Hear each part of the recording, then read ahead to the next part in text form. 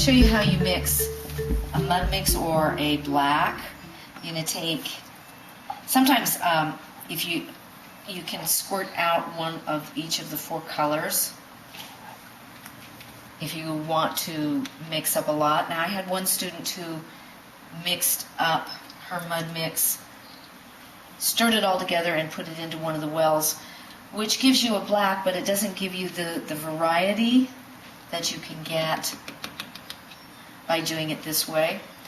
So I have French ultramarine, I have alizarin crimson, permanent alizarin, I have burnt umber, and you can also use Van Dyke brown in this corner.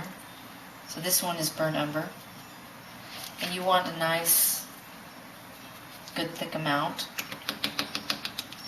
And the last one is Windsor green. And you see that's very rich and thick. And you can also see how the paint's starting to stay in place on the palette so that I can get a spread to choose from. And I will pull one to the center, rinse the brush, and pick up a little bit more. Pull the blue to the center. Isn't that a beautiful color? So you have your French ultramarine, your Windsor green.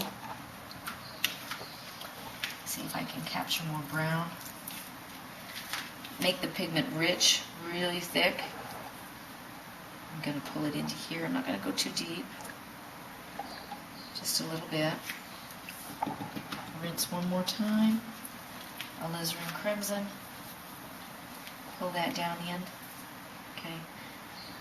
Now what happens here, depending on how much I mix, I can pull in more blue, a little more green. I get what I call a rich black. Some artists call it a mud mixture, but I can pull anywhere along this area, and it's kind of flowing this direction, so that the red's blending in more. But I can have a greenish black, I can have a bluish black, I can have a brownish black, and I can have a reddish black. So that when you paint any of your dark values, your blacks or your dark grays, you get this nice color choice instead of just something flat and black.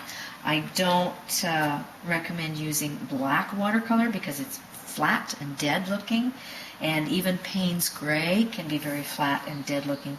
Payne's gray is a little bit more of a bluish gray, but it can be very flattening in your color.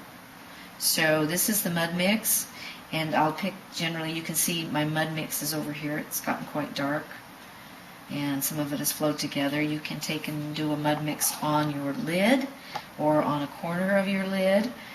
It's something that you can dip into all the time to tone your other colors. If I want to, and I'll give you an example here. Let's pick a color.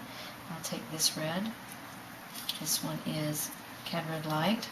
So say I want to use this in an area, but I don't want to use it that bright. You see this has not been scrubbed down, so the paint beads up and you lose the ability to mix a spread. And I take a little bit of the mud mix into it,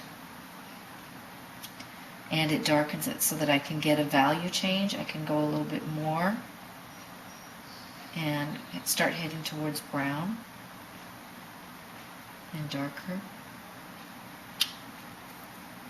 And now I have this color string of these oranges. Gives you a value.